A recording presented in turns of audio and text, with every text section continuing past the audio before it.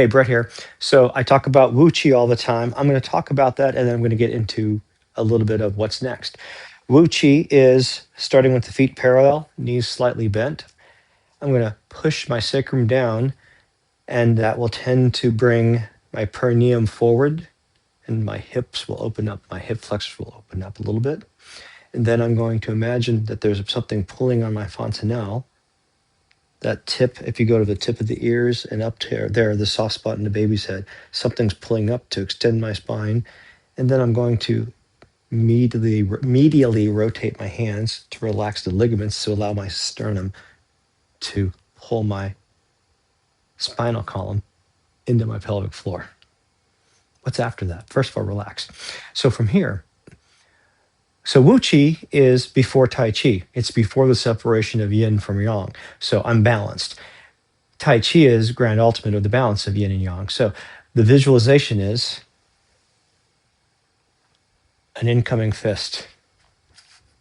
So a fist is coming in, and it's coming in right to my sternum.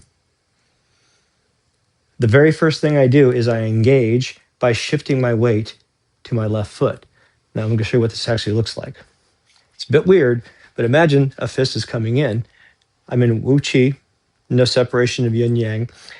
The fist comes in. So the first thing I do is I shift my weight slightly. Now, as that force comes in, that's yang coming in. I take the force coming in and it helps me rotate my torso and my body. And then I reach up, grab, and then protect. And I step up and protect myself. So then I pull. So I take that incoming and I continue to add to it. Generally, the response to my pull would be the person would pull back and then I go with them. So it's the balance of yin and yang. So that's where Wu Chi, that's where I get Wu Chi from, Tai Chi. But I use Wu Chi because Wu Chi is engaging your ligaments. So if I have my feet parallel, approximately as best as you can, knees slightly bent, and I push my sacrum down, what I'm noticing is pressure on my heels, which I'm engaging the ligaments. And so this in Tai Chi is called the first bow. And now having done that, I'm going to do a little shaking. I'm going to go through a little bit of a neck adjacent routine, and then I'm going to stretch. So starting with shaking.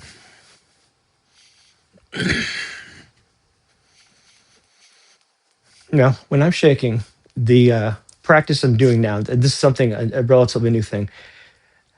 I'm trying to monitor tightness in my intercostal muscles, my chest, and so on, and trying to figure out where I'm naturally breathing at. If I'm breathing up here, I'm engaged.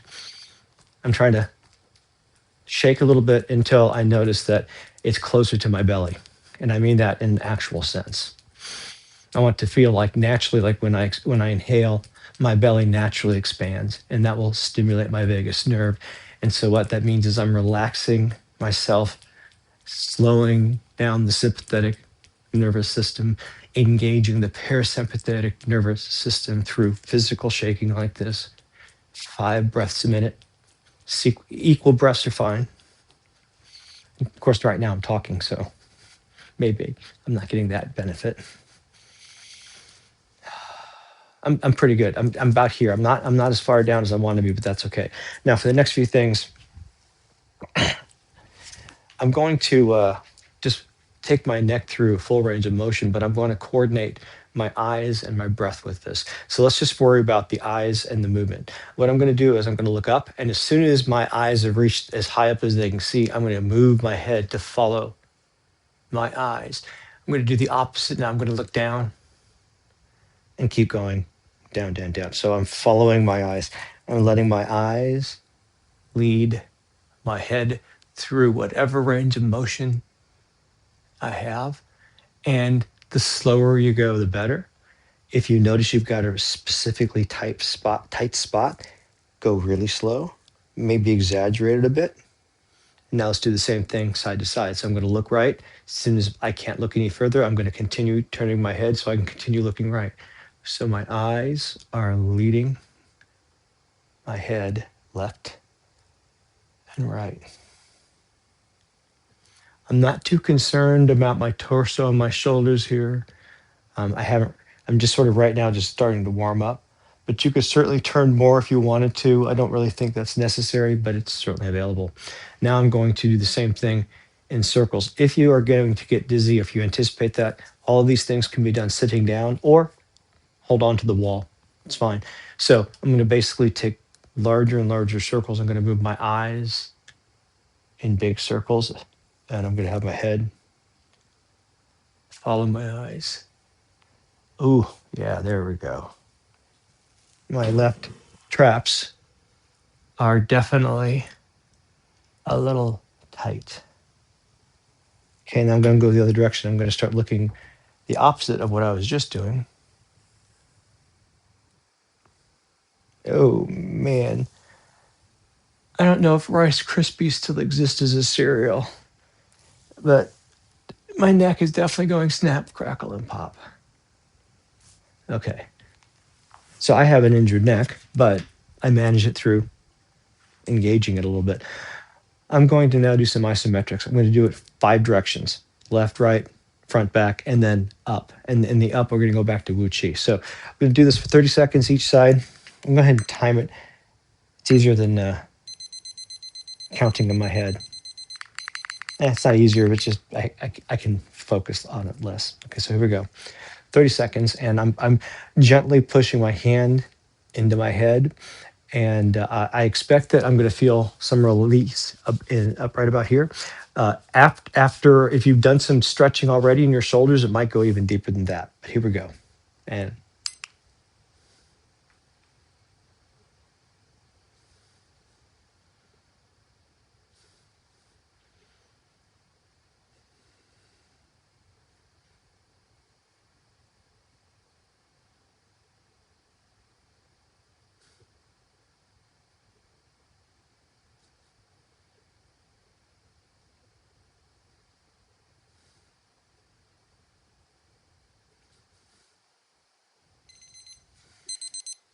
I counted anyway. That's pretty close. It was about a second slow.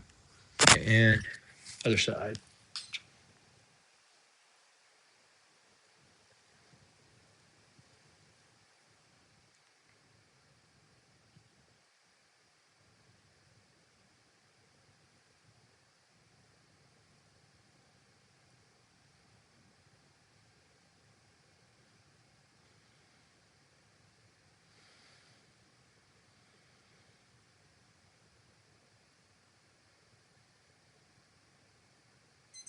Oh, wow, that was perfect. 30 seconds. I'm pretty good at counting 30 these days. All right, now next, front and back. I'll go ahead and do front first. So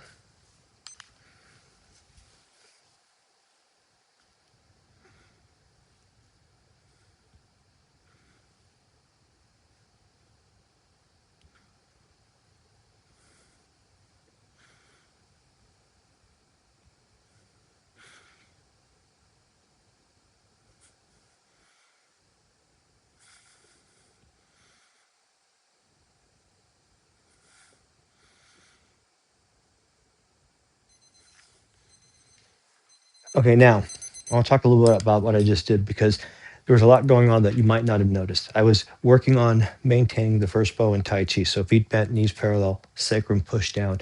So my ligaments were engaged.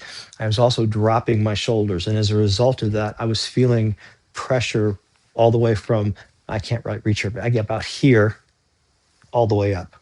So if I keep myself engaged there at the bottom, I've got a stable base. Again, you can sit and do this, but if you have standing available to you, this is a nice added bonus. You can work on your first bow, and this is a stable base. It's rock solid. So this is a great way to sort of work on the small muscles and work on your balance and control and coordination. Okay, so back.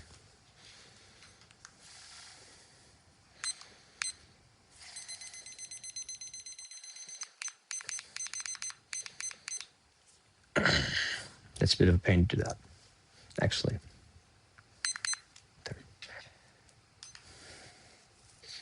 I added 2 seconds to get into the pose.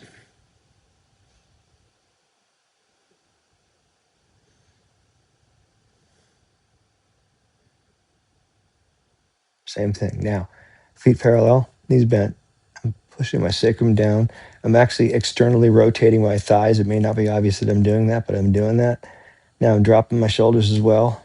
I'm actually pulling them down actively as I pull my head into my hands. And I'm going to relax slowly out of that. So by doing that, I'm really getting my entire shoulders engaged, all the superficial muscles on the back, on the upper back. Okay, now the last one is pushing up. Now for this one, again, sitting down is fine, but I'm going to stand. I'm going to make sure I'm engaging the second bow. And now what I'm going to be doing, I'm going to move my head up and down, and I'm going to be pushing into it.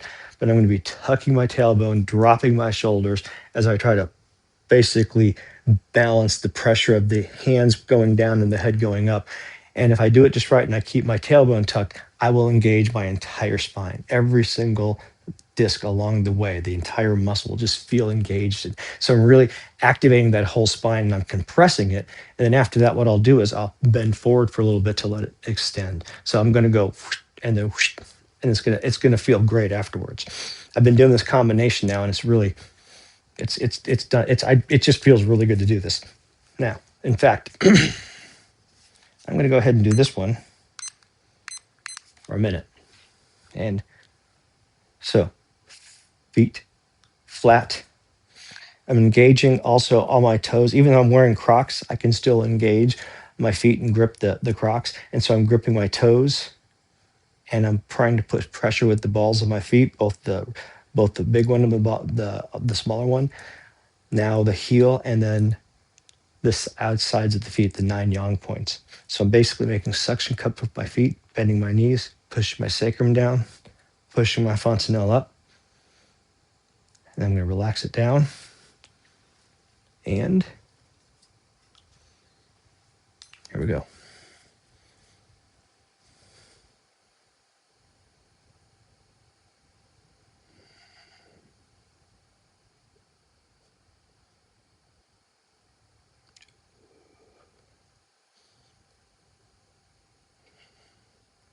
Now, by holding these muscles tense like this for a good amount of time, 30 seconds, a minute, when I relax, often they rebound a little more relaxed. So this is a way to get your resting tension turned down just a touch sometimes.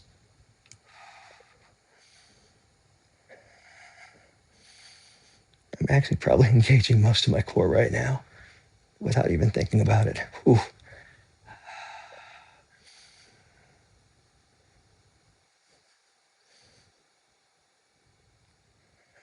Okay. Ooh.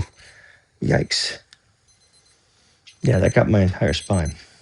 Okay, now I'm going to reverse that, or just reset that a little bit by doing a quick forward fold.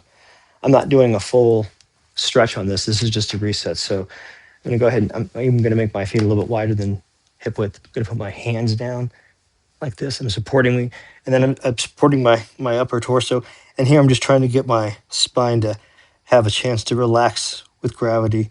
If this isn't available to you because you cannot do inversions, because inversions are not available to everybody, lie on the and you want to relax your spine, lie on the floor, lie flat if you can, bend your knees, and then tuck your tailbone, or push your sacrum down. So basically do a lying on the ground wu chi.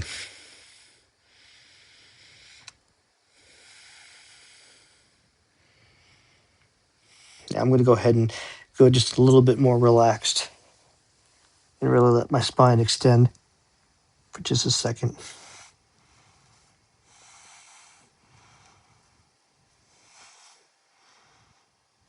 Of course, now I'm doing a pose called ragdoll. That's in day 1 of the classic 5-day sequence. Okay, enough of that. I'm going to do a final shake, and then I'm going to stretch, and I'll talk about my stretching for tonight. Actually, you know what? I want to do a little more spine stuff. So,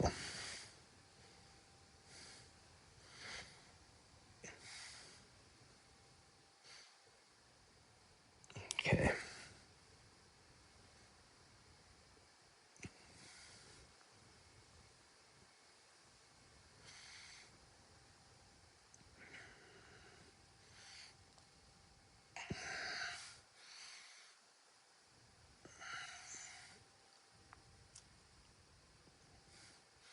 So I'm wringing my spine. Actually, I'm not really wringing my spine because I was twisting my head. If I really want to wring my spine, I'm going to keep my hips engaged, looking forward, and then twist my midsection, waist and hips one direction, and the shoulders opposite.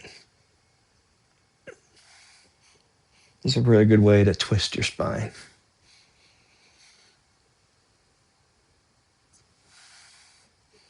Okay, now final shake.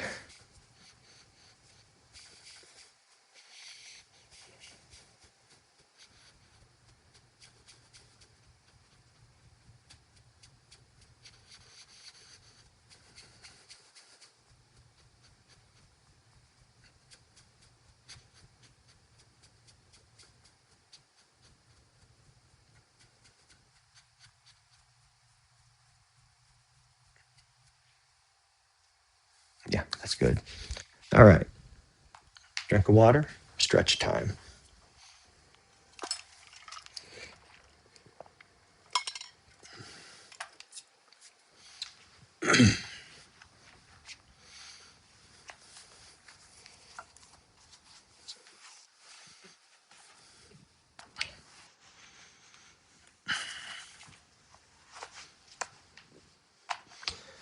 All right. So I'm going to start by stretching my front a little bit, which helps with the back bends. And then I'm actually going to do a deep back bend about the shoulder level, thoracic spine. And then I'm going to be doing some shoulder stuff. So that's what's going on tonight. So for the first one, I'm going to go ahead and sit on the floor. And I'm going to point my ankles back, pointing my ankles back. And then I'm going to sit here. Now, if you are not able to get your bum all the way down to your heels, find a pillow softer than this one. And as long as you have a little bit of a stretch in your front, that's good to go. And the pillow will compress a little bit. So slowly over time, you'll get a little bit deeper. So now in this pose, I'm going to go ahead and start it and I'll talk a little bit more. Let's see. Yeah, it should be familiar. I'm going to move this.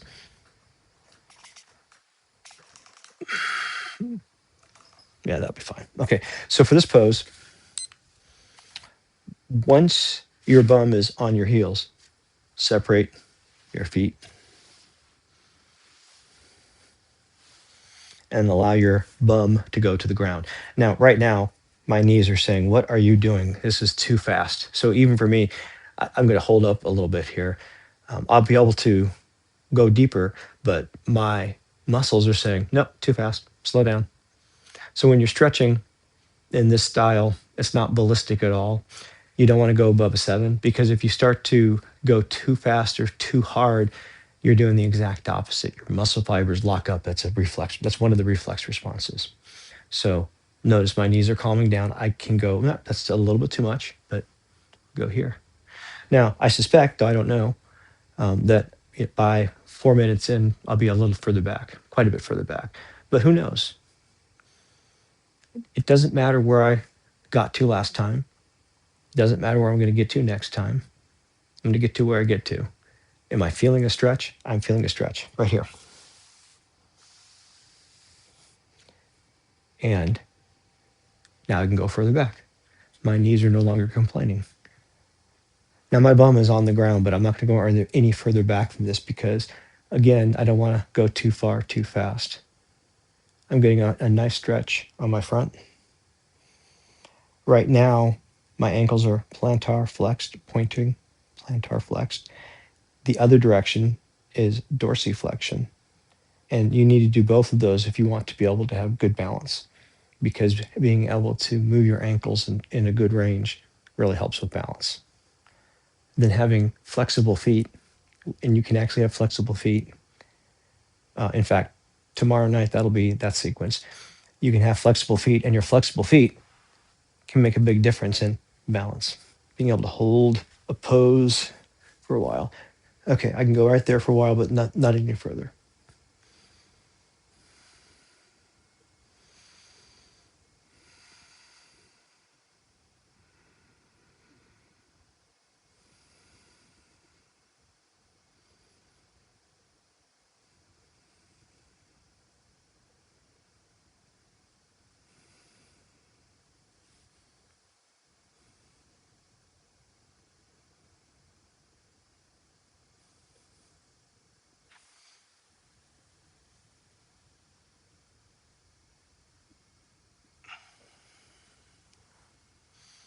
Now, this is a bit much on the tops of my feet, but let's see if I can handle this.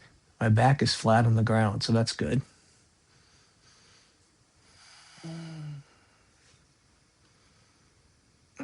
Had I tried to get to this point before, I just would have been working against myself.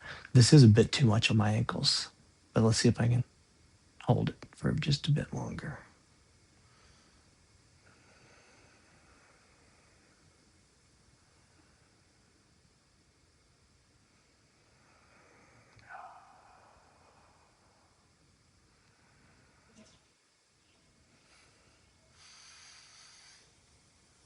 I'm going to help it along just a little bit by stretching actively here.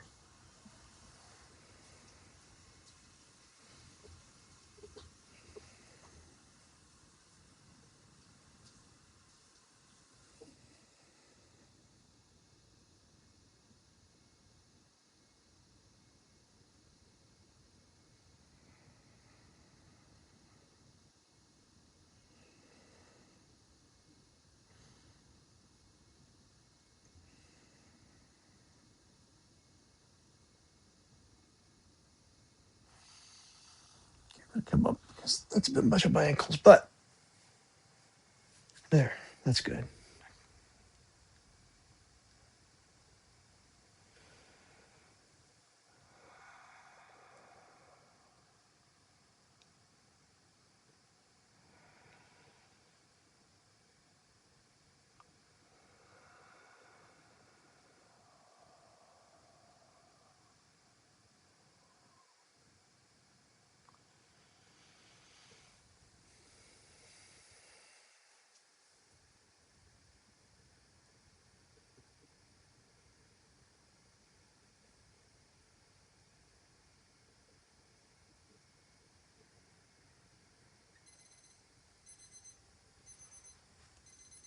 Okay, now come out of this one slowly. Specifically, I'm fine until I uncompress my knees a bit. So what I'll do is I'm going to lift up just a little bit, and right there, I can feel blood flow. I'm going to wait here for just a few seconds. So I'm old-ish, and I just need to do this. You may not need to, but I encourage you to come out of these poses slowly, and also don't use the muscles that you've just stretched. Okay. So I'm going to go ahead and just point out both my legs just to extend my knees. So fully extend the knees a couple times, maybe once. We'll see. Yeah, one more time each. Okay. Now I've got a shoulder thing that I'm going to try to do, and then I'm gonna finish on the back bend. So for this one, I'm just going to sit on the ground. Uh, 2 nights ago, or last night actually, I got a bit of a bite of my thumb from a kitty, and so I may not be able to do this one. But I didn't think I would be able to do a pose I did last night just fine. So you know what? I'm going to find out. Let me think. But what I'm going to do, I want to do a quick test. Let's see. I can do that. Yep. Okay. Yeah, I'll be able to do that. I think I'll be fine. So the sitting, it doesn't matter how you sit on this one. This is all shoulders. What I'm going to do is, and I'll turn around so you can see what I'm trying to do.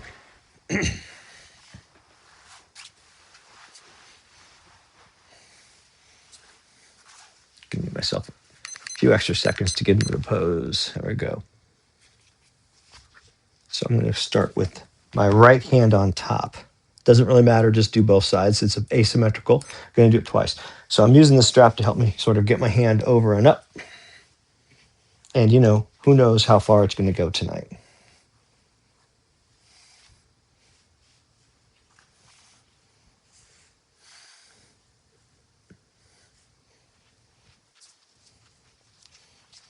Okay, and there we go. And that's it.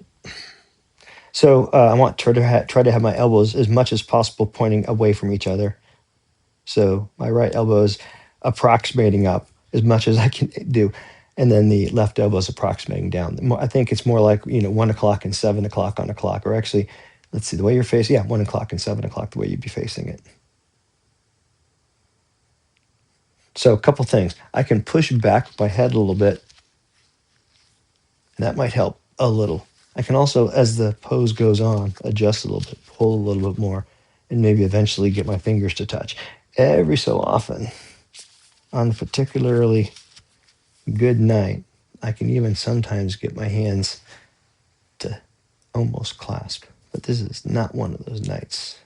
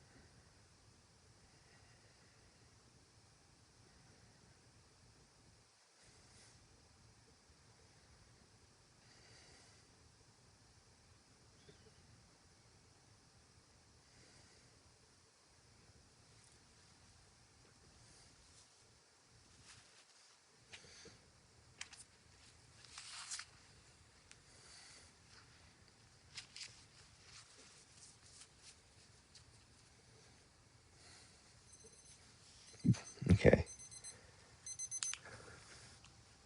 Come out of this one slowly here.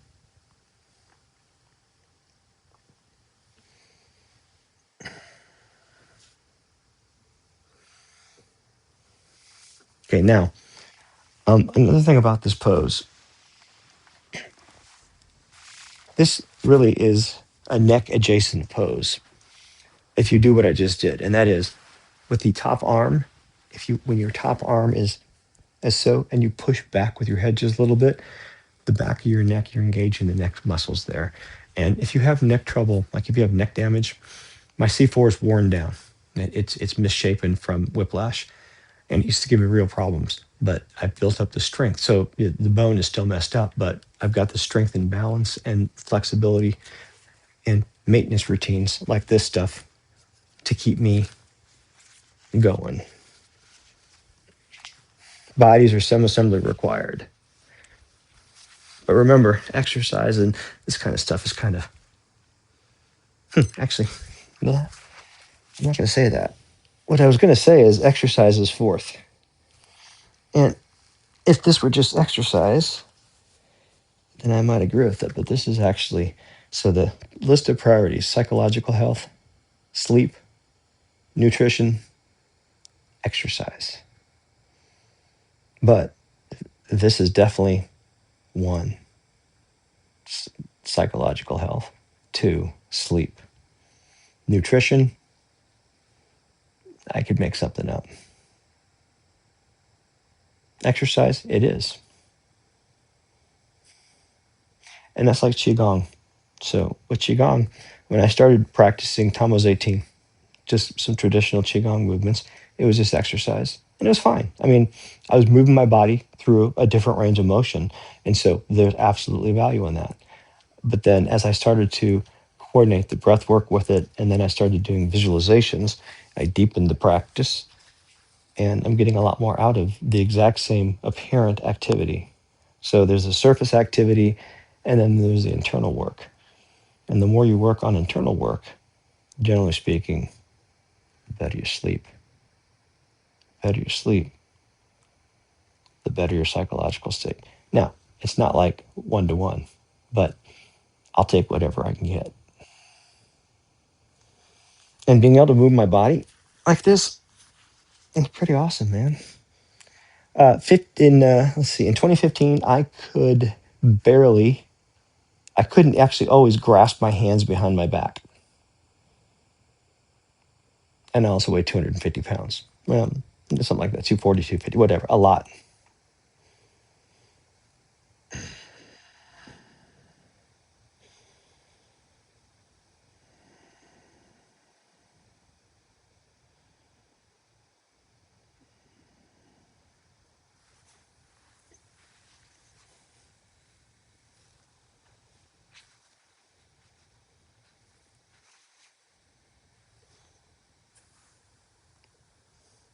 One trick I've tried with this pose is to put my top elbow against the wall. Problem is, it works well.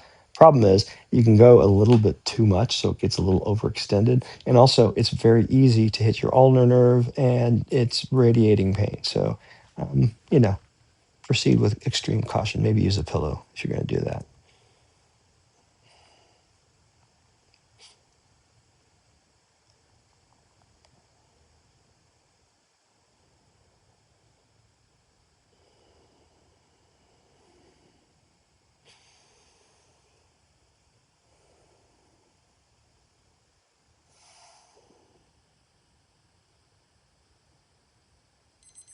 All right. And again, I'm going to use my left hand to support my right hand as I slowly lower the arm, not lift it. Lift it down. Turn the air conditioner up, turn the air conditioner down. All right. The last pose is a deep back bend. And I'm going to try to get it lined up. And it takes a little bit of work to do so. Right about here, bottom of the shoulder blades. So this is primarily thoracic, yeah, it's up there. It's T level. And what I'm going to do is I'm going to use a lot of pillows. The height doesn't matter. And you can do this on the back of a couch or something like that, but you want a lot of pillows because this is going to be a, a big bend. And I'm just going to say it's awkward to get out of this pose. There's nothing you can do about that. It's just going to be awkward. So, okay. So the first thing I'm going to do is I'm going to make sure this is in a good place so that I can actually get some support. Nice straight line. Though I've used this pillow. It's a round pillow is fine. It's going to be awkward to get in, but even more awkward to get out. So I'm going to go ahead and start the timer.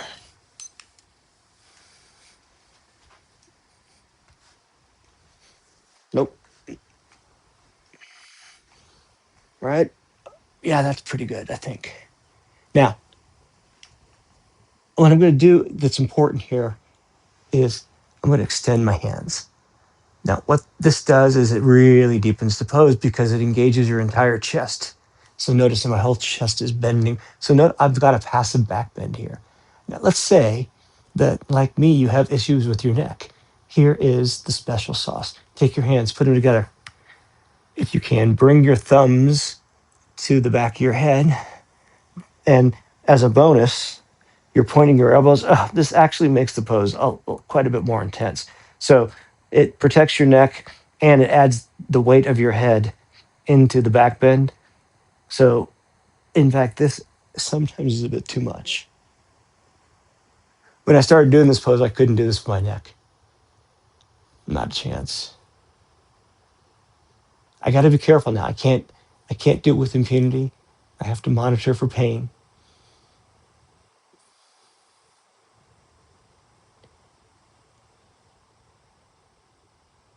Again, this is a great way to stretch those weird muscles, the intercostal muscles in your chest.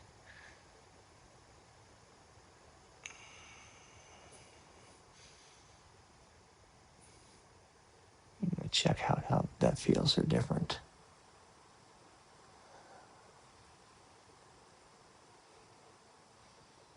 That's pretty good.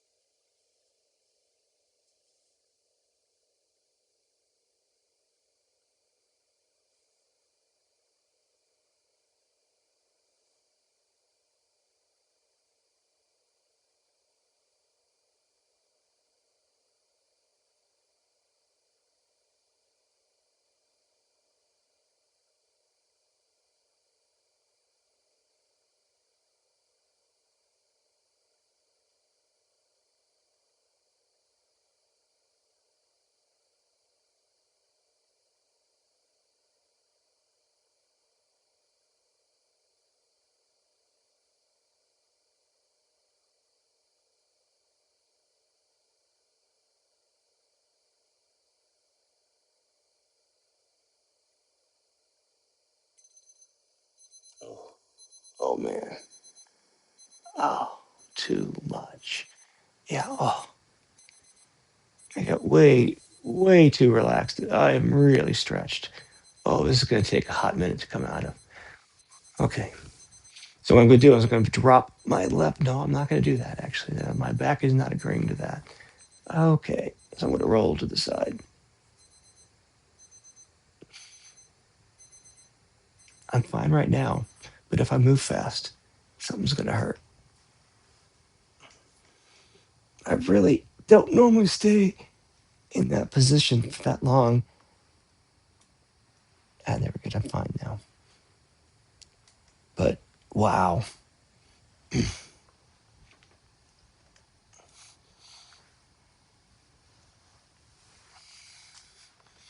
Okay, let's see.